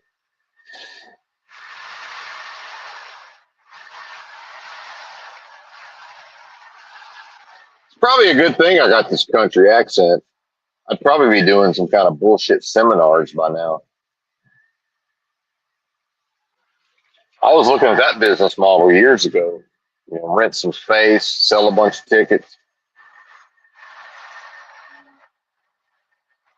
2 day seminars, guest, maybe a guest speaker.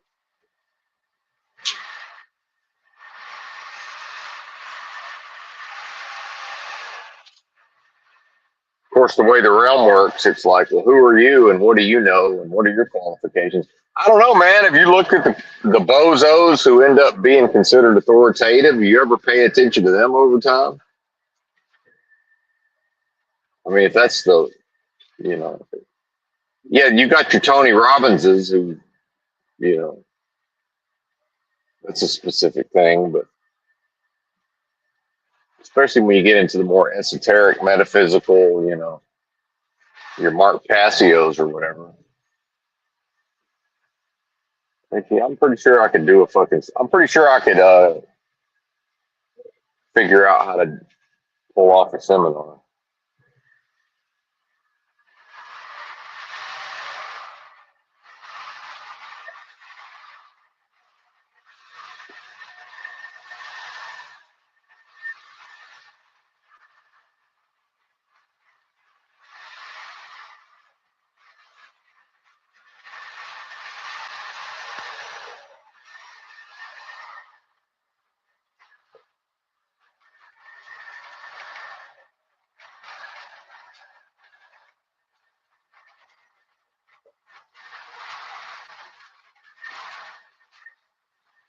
Trying to think what else happened yesterday.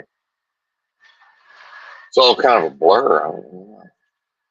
I must have really needed that sleep. I feel good, man, but my head ain't in the normal mode of where it's usually at in the mornings. Not in a bad way.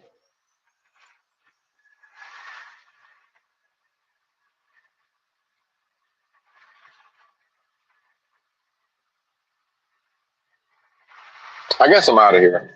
Bye.